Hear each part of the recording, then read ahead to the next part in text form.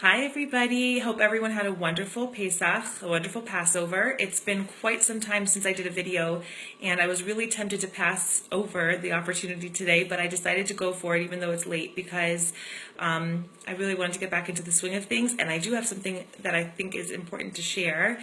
So recently I caught myself doing this thing. I don't know if you do this yourself or if this is just me. Sorry if I'm tired and slurring my words.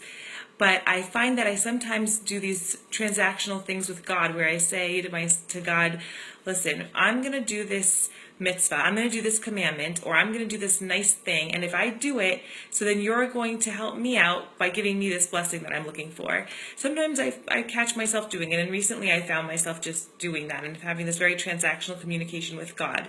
And it was like a red flag to me that yes, it's a great thing to pray for blessing, especially at a certain desirable time, and it's wonderful to engage in that connecting to God in mitzvot, but to connect those two things and to have negotiations, to me, it's a dangerous area. So I was thinking there are so many commandments that require our time and our energy. Certainly Passover is a really good example of one that requires a ton of time and energy. And look, I work full time, I have young children, so for me, I love reading articles about, how to make Shabbat in an hour or less, or how to do certain laws, just the laws and not more, because sometimes I just don't have the energy to do more.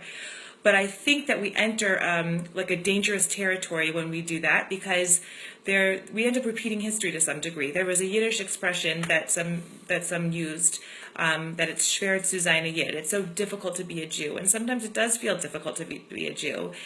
Tuition is expensive, kosher food is expensive, taking your cell phone and turning it off every Saturday is difficult, taking off time from work to celebrate holidays is difficult. We could certainly look at it that way. But instead of looking at it as a difficulty, aren't we missing out on the entire purpose of mitzvot? Why not look at it as not just an obligation? It is an obligation, but it's also a privilege. Why not look at it that way as well? There's so much richness and beauty in the mitzvot. Why not perceive it more as a privilege? And would we want it any other way? So for example, tomorrow morning I'm going to work, and what I want to be thinking, my lower voice is thinking, oh my gosh, I so don't want to have to go back. I'm enjoying this time off, and I'm going to have to schlep 3 kids into the school tomorrow morning. They're going to be like kicking and screaming. And, the alternative way of thinking about this is, wow, I'm so lucky to have a job that I enjoy, to come back to. I'm so fortunate to have children, to get them dressed in the morning and bring them to school, and they're all, thank God, healthy. I am so fortunate and such a privilege to be living this life. It's such a privilege to be engaging in these mitzvahs. So as we go from Passover, from this liberated, what are we free from? We're free to do the mitzvah that we want to be doing.